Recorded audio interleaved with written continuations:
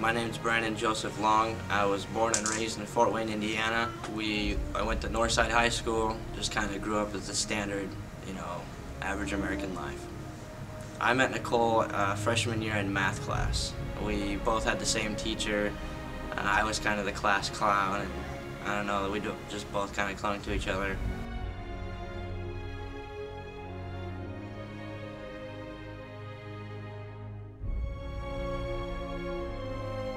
She wasn't too happy that I was in the infantry. She didn't like the fact of me deploying to Afghanistan, but she did stand behind me the whole way and supported everything that we did.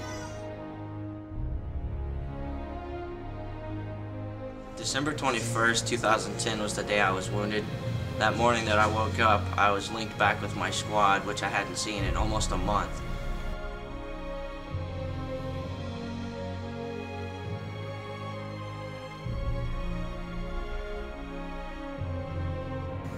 We got our brief and everything as to what we were doing, how we were going to do it, and we stepped off on patrol at about 10:30 in the morning.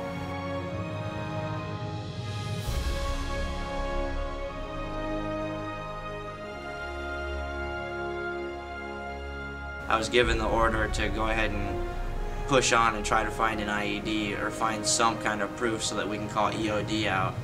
But as I stepped over the bush to get a better eyes on everything, I put my foot down, and the next thing I knew, I was laying on the ground and it was hard to breathe.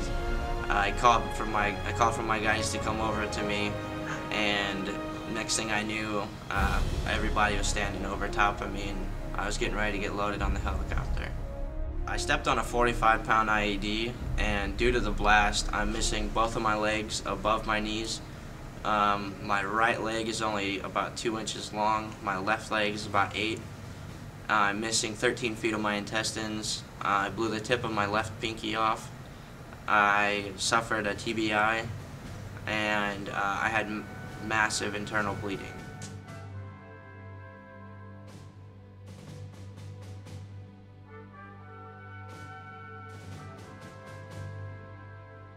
Since I was wounded, I've had close to between 20 and 25 surgeries just on my legs.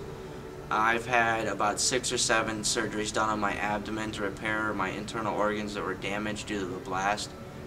I've underwent 1 surgery for my ear to repair my blown eardrum, and I'm actually getting ready to go under the knife again to cut some more of my legs off because of a mess up in surgery last time.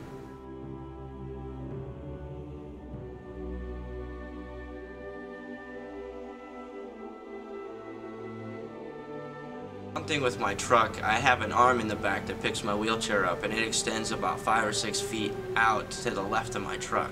So if I park on the street, I have to hope and pray to God that traffic's not bad. The longer I can keep this truck indoors and parked in a garage so that it's not sitting and getting worn out by the rain and worn out by snow, the longer my arm in my truck is going to last.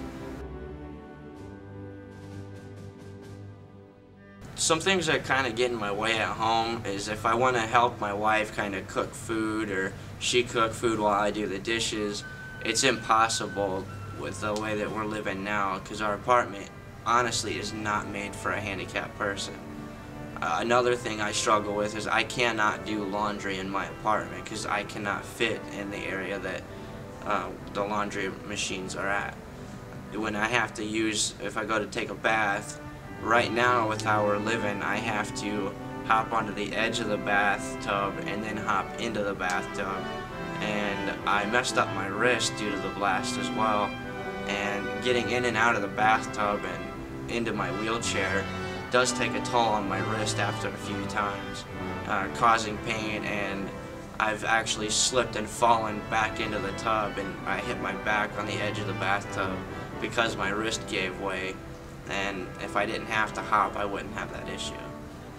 Other times I have issues because I can't reach certain spots where the ingredients are, or I work on too many things at once. I can't fit and maneuver everything how I'd like to. When it comes to cleaning around the apartment, there are certain things that I cannot do in my wheelchair. Either I can't reach it, I can't get close enough, or you know, if I try to get close enough, I have to scoot to the edge of my seat, causing me to be real flimsy in my wheelchair. When it comes to taking care of my daughter, right now she's only crawling, so if I want to pick her up, either I get on the floor or I bend over to the point where I'm about to fall out of my wheelchair just to get her to stand so I can pick her up. So I do what I can, but I do have an issue helping around the house because the apartment's not handicap friendly. If I was to receive a specially adapted home for my needs, that would make everything that I do with my life just that much easier. I wouldn't have to worry about whether or not I could do the laundry, whether I could do dishes, cook dinner. I could be more independent, and that's what I'm looking for right now.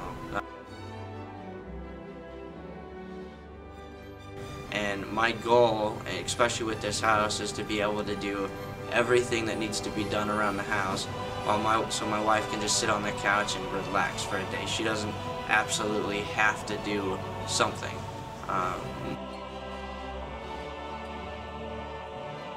So having a house adapted for my needs is just going to make my life so much easier. A lot of people really don't understand what us people in the military actually go through and put ourselves through. And the fact that people are still willing to help donate money and donate their time to get a house built for some guy that they've never met before, just some guy from the same city, it really means a lot to me and my family.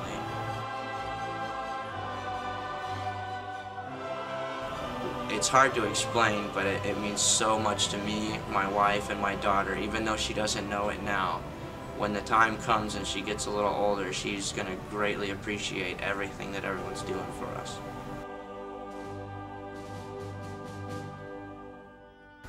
Words cannot say thank you enough.